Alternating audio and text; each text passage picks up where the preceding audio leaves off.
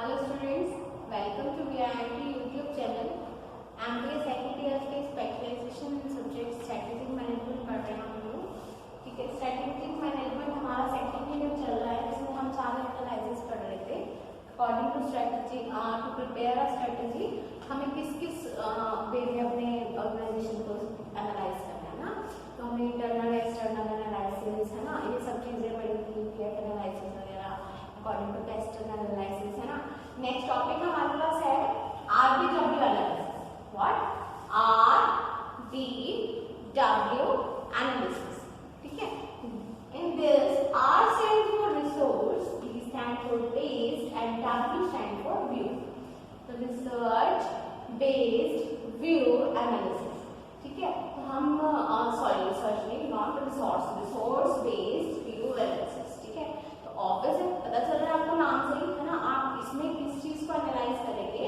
Company अपने product को बनाने के लिए जितने भी रिसोर्सेज का यूज कर रहे हैं है ना, वो किसमें पढ़ेंगे आप? RBW analysis. ठीक है, उसमें देखेंगे। चलिए पढ़ते हैं। The resource based view RBV is a model that sees resources as the key to superior firm performance। ठीक है, तो ये अप्रोच किसको देखते हैं? रिसोर्सेज की तरफ देखते हैं, रिसोर्सेज को की पॉइंट मानती है फर्म की परफॉर्मेंस को सुपीरियर करने के लिए। If a resource activates VRIO attribute, अब VRIO एट्रीब्यूट क्या होता है मुझे? VRIO attribute, V stand for valuable है ना, R stand for rare, I stand for immediate and O stand for आपका ऑर्गेनाइज्ड। ठीक है, तो VRI एट्रीब्यूट से अगर हम लोग देखते हैं, the resources enables a firm to gain and sustain competitive advantage. ठीक है, तो अगर हम VRI एट्रीब्यूट से RBG देखते हैं, ठीक है, या इन दोनों को ध्यान में रखते हुए अपनी स्ट्रेटेजी डिफाइन करते हैं, तो ऑब्वियस है कि आपका बिजनेस, आपकी फर्म प्रॉफिट कमाएगा। ठीक है, देखिए ये है आपका, wait a minute students,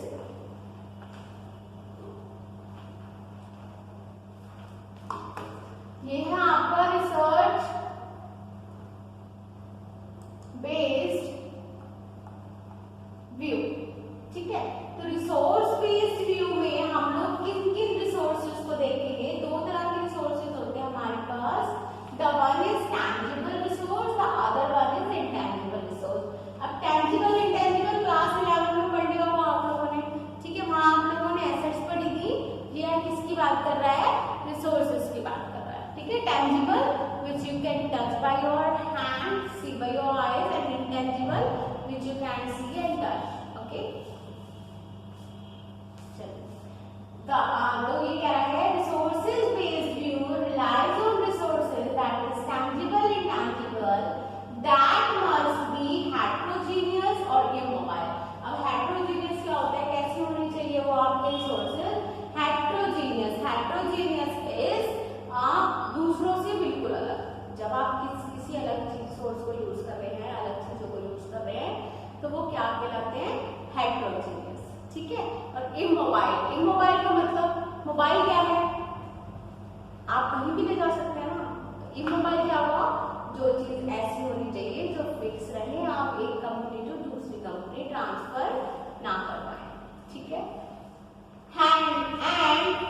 have VRIO attributes to become VRIO resources। VRIO attribute भी लगाना है आपको। अभी बताया था मैंने आप लोगों को, VR and IO किसके लिए स्टैंड करते हैं? ठीक है, to become VRIO resources that provide competitive environment। क्या आपको प्रोवाइड करेगा? Competitive environment. ये जो थ्योरी अभी मैंने आपको ग्राफ में से पढ़ाई है, ठीक है, ये वाला पूरा टॉपिक आपका उसी थ्योरी पर डिपेंड है। ठीक है, कि आपको RW एनालाइज करना है, कैसे करना है? आपने टेंजिबल इंटेंजिबल रिसोर्सेज को ध्यान में रखते हुए। ठीक है, और इसके साथ साथ आपके रिसोर्सेज कैसे होने चाहिए? हेटेरोजेनियस होने चाहिए और इमोबाइल होने चाहिए। ठीक है, VRIO अप्रोच आपको ध्यान में रखनी है। ठीक है, जिससे जिससे कि क्या होगा, फर्म के प्रॉफिट बढ़ेंगे विद अ कॉम्पिटिटिव एडवांटेज, और आपको कॉम्पिटिशन में भी एडवांटेज मिलेगा। ठीक है, मार्केट को आप एक बेटर कॉम्पिटिशन दे पाओगे। ठीक है, तो अगर आप एक बेटर कॉम्पिटिशन मार्केट को देने में सक्सेसफुल हो जाते हो, दैट मीन्स आप एक अच्छा प्रॉफिट अर्न करने के लिए भी सक्सेसफुल हो जाते हो। ठीक है स्टूडेंट्स, चलिए पढ़ते हैं आगे। RPP is an approach to achieving competitive advantage that emerged in 1980 and 90 में emerge हुआ था। ठीक है, after the major works published by Warner Felsby that shows this view of the firm, ठीक है, Prahlad and Hamel, Bernanke and the others, the supporter of this view argue that organization should look inside the company to find the source of the competitive advantage। ठीक है, तो उनका जो भी argument हुआ था, सपोर्टर्स ने क्या कहा था कि ऑर्गेनाइजेशन को अपना कॉम्पिटिटिव एडवांटेज इंक्रीज करने के लिए कंपनी को इनसाइड ही सारी चीजें एनालाइज करनी है। ठीक है, जैसे कि रिसोर्सेज फाइंड करना, instead of looking at competitive advantage. अगर कॉम्पिटिशन में देखने की बजाय आप लोग अपने ही रिसोर्सेज को अगर अच्छे से एनालाइज करेंगे तो आप बेटर कॉम्पिटिशन दे पाएंगे। ठीक है, कॉम्पिटिटर को कॉपी ना करके आप अपना ही प्रोडक्ट और अपनी ही वैल्यू खरीद पाएंगे। ठीक है, according to RPP proponents, it is much more feasible to exploit external opportunities using existing resources in a new way rather than trying to acquire new skills for each different opportunity. In RPP model, resources are given the major role in helping companies to achieve। RPP में क्या मिलता है आपको, model में resources में major role play करते हैं। ठीक है, कंपनी को हेल्प करने में to achieving higher organisational performance, अपने परफॉर्मेंस को हायर करने में। ठीक है, there are two type of resources, हम लोगों ने पढ़ लिया है, tangible and intangible. Tangible which you can touch and see, touch by your hands and see by your eyes. ठीक है, और intangible you can not touch and see. देखिए, tangible assets are physical things, land, building, machinery, equipment, capital, कैसी assets है ये tangible. All these are tangible, assets are tangible. Physical resources can easily be brought in the market so that confer little advantage to the companies in the long run because rivals can soon acquire the identical assets, क्योंकि आपके long run के लिए होते हैं। ठीक है, company का advantage देती है और राइवल्स भी क्या होते हैं, फटाफट ही जल्दी ही इन्हें परचेज कर लेते हैं। ठीक है, now the next is intangible assets। intangible asset are everything else that no physical presence, जो भी चीज का, जिस भी एसेट का फिजिकल प्रेजेंस नहीं है, जिस भी चीज का, वो सब चीजें किसमें आ गई, आपकी इंटेंजिबल एसेट्स में आ गई। ठीक है, तो intangible assets are everything else has no physical presence but can still be owned by the company। तब भी वो कंपनी की ऑन होनी चाहिए, परचेज की भी होनी चाहिए, कंपनी उनकी ओनर होनी चाहिए। देखिए क्या क्या चीजें होती है इसमें, brand reputation, trademark, intellectual property. ठीक है, ये क्या है, सब इंटेंजिबल एसेट्स है। Unlike physical resources, brand reputation is built to over a long time. ठीक है, फिजिकल रिसोर्सेज की तरह ही एक जो ब्रांड रेपुटेशन होती है वो आपकी कैसे होती है, लॉन्ग टाइम के लिए बनाई जाती है। ठीक है, and is something that other companies cannot buy from the market। और ये ऐसी कोई एक चीज होती है जो कंपनी मार्केट से नहीं ले पाती है। ठीक है, intangible resources usually stay within a company and are the main source of sustainable competitive advantage। ठीक है, नेक्स्ट देखिए, टू क्रिटिकल assumptions हैं कि कैसी होनी चाहिए आपकी रिसोर्सेज। मैंने अभी बताया आपको, हेटेरोजीनियस और इमोबाइल होनी चाहिए। The first assumption is that skills and capabilities. ठीक है, जो भी स्किल्स हैं, जो भी कैपेबिलिटीज हैं, जो भी रिसोर्सेज हैं आपके, वो एक कंपनी के दूसरी कंपनी से डिफर होनी चाहिए। That is called the condition of heterogeneous. Okay, देखिए, the first assumption is that skills and capabilities, other resources that organization possess differ from one company to another. ठीक है, if the organizations would have the same amount and mix the resources, अगर अलग-अलग organisation same ही amount है, ठीक है, और same ही resources है, mix कर रहे हैं आपस में, they could not employ different strategy to out compete each other. ठीक है, तो वो एक दूसरे को कंप्लीट करने के लिए कभी भी अलग स्ट्रेटेजी लगा ही नहीं पाएंगे. क्लियर है ना? आई होप ये क्लियर है आपको. What one company would do, the other could simply follow.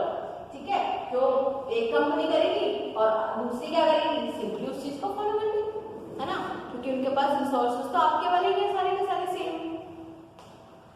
The other could simply follow and no competitive advantage could be achieved, और कोई भी competitive advantage वो अचीव कर ही नहीं पाएंगी, है ना. मैंने आपको आप लोगों को फर्स्ट क्लास में एग्जांपल दिया था किसका, जियो, है ना. जियो सब कुछ अपने कॉल्स भी, है ना, अपना इंटरनेट भी, सब चीज कहाँ से उठाएगा, नेटवर्क से, इंटरनेट से, है ना. कॉल्स भी वो इंटरनेट के थ्रू करा दिया. ठीक है, लेकिन जो अदर कंपनीज हैं वो टेलीकॉम सेक्टर के थ्रू करा रही है ना, इसलिए वो अपने रेट घटा ही नहीं पा रही है. सभी कंपनियां ऐसा नहीं कर सकती है कि एकदम नेटवर्किंग ग्रुप है. ठीक है, उसके लिए बहुत ज्यादा वास्ट कॉन्सेप्ट की जरूरत है. ठीक है, लेकिन ये काम जियो ने करके दिखाया, है ना. तो अब देखो कोई भी कंपनी उसके बराबर स्टैंड नहीं हो पाई, है ना. लेकिन अगर ऐसा होगा कि जियो भी अगर नेट से कनेक्ट ना करती और टेलीकॉम सेक्टर में अपना वो करती रहती, क्या कहते हैं उसे, मारती रहती, मतलब वहीं पर अगर वो आप लोगों के प्रोजेक्ट बढ़ाती रहती, वहीं पर सर्चेस करती रहती, तो क्या आपको रिजल्ट निकल के आता, हाँ लेकिन सर्च हो रही थी, हो चुकी. तो उसने जियो ने बिल्कुल ही डिफरेंट जो अब तक कोई डिफीट नहीं कर पाया उसे. ठीक है, इसको चुना नेटवर्किंग, इंटरनेट. ठीक है, इसलिए उसकी कॉल्स वगैरह भी सस्ती है. तो ये यहाँ पे वही बात कर रहा है कि हेटेरोजीनियस होनी चाहिए. अगर आप लोग ऐसा करेंगे कि आप लोग सेम ही रिसोर्सेज को यूज कर रहे हैं, है ना, तो आप लोग कभी भी डिफरेंट कर ही नहीं पाएंगे, कभी भी कंप्लीट कर ही नहीं पाएंगे. अब बाकी जियो को अगर हम छोड़ दें तो बाकी कंपनियां एक दूसरे को कंप्लीट कर पा रही है, मर्ज कर रही है भाई एक दूसरे के साथ, है ना. मर्जर हो रहा है उनका, हो गया ना, आइडिया और वोडाफोन का हो गया ना मर्जर. तो क्या हो रहा है, वो लोग कंप्लीट नहीं कर पा रहे किसी केस में. जियो को तो वो कर ही नहीं सकती है ना. तो जैसा जियो ने कहा ना हेटेरोजीनियस, जब आपके पास रिसोर्सेज ही अलग होंगे, हेटेरोजीनियस होंगे, तो आपके प्रोडक्ट को कोई कंप्लीट कर नहीं पाएगा, है ना. लेकिन अगर जियो भी इन्हीं की तरह सोचती, नेटवर्किंग वाले इसमें आपके टेलीकॉम सेक्टर में ही घुसती, अगर वो टेलीकॉम सेक्टर से के साथ ही इनसे ही कॉल रेट वगैरह लेती, तो जियो भी इनके जैसा काम. और अगर जियो कुछ नया सोच भी लेती, अगर कहीं इंटरनेट, है ना, टेलीकॉम सेक्टर में रहते भी, तो जितने भी टेलीकॉम सेक्टर है उनके पास वही रिसोर्सेज हैं जो जियो के पास होते हैं, बहुत जल्दी डिफीट कर जाते हैं, है ना. तो ये सेम बात इसने हेटेरोजीनियस में बता दिया. ठीक है स्टूडेंट्स, अब भी अगर आप लोगों को कोई डाउट हो, किसी को कुछ भी समझ ना आए, please share that in the comment box. Okay, देखिए, the first assumption is that skills and capabilities and other resources that organization possess differ from one company to another. If organizations would have the same amount and the mixed resources, they could not employ different strategies to outcompete each other. But a company would do, the other could simply follow, and non-competitive advantage could be achieved. Same बात कह रही है आपको. चलिए, this is the scenario of perfect competition. ठीक है, yet real world markets are far from perfectly competitive, and some companies which are exposed to the same external and competitive forces are able to implement different strategies and outperform each other. Therefore, RBB assumes that companies achieve competitive advantage by using different bundle of resources. तो ये RBB क्या सोचता है कि जब तक आप different bundle of sources अपने यूज नहीं करेंगे, तब तक आप कॉम्पिटिटिव एडवांटेज स्टैंड करवा ही नहीं पाएंगे। ठीक है, चलिए ये कुछ एग्जाम्पल्स दिए हुए हैं, पीडीएफ अटैच हो जाएगी, पढ़ लीजिएगा प्लीज। ठीक है, नेक्स्ट है आपका इमोबाइल। इमोबाइल मैंने आप लोगों को बता दिया था क्या होता है इमोबाइल, है ना, non transferable from one place to another, immobile होता है। The second assumption of RBV is that resources are not mobile and do not move from company to company, at least in short run. तो short run में तो बिल्कुल भी movement का आना possible नहीं है। Due to this immobility, the companies cannot replicate rival resources that are implement the same strategies. Intangible resources such as brand equity, processes, knowledge और intellectual property are usually immobile। क्या होती है ये? Immobile होती है। आपकी ब्रांड इक्विटी जो भी प्रोसेस आप लगा रहे हैं, ठीक है, प्रोडक्ट को स्टैंड बनाने में या कंप्लीट कराने में। ठीक है, नेक्स्ट आपको कह रहा है BRIO एनालिसिस। ये क्लास मैंने आई थिंक मर्ज कर दिया है। चलिए स्टूडेंट्स, इसको मैं आपको बाद में पढ़ाऊंगी, आज के लिए इतना ही बहुत है ना। क्या क्या पढ़ा था हम लोगों ने आज? हम लोगों ने पढ़ा था, हाँ जी, RBV, रिसोर्स बेस्ड व्यू। किसी भी स्टूडेंट को कोई भी डाउट हो, please you can free feel, ठीक है, to comment in comment box. Description box में आपको PDF अटैच कर दी जाएगी। Okay students, thank you.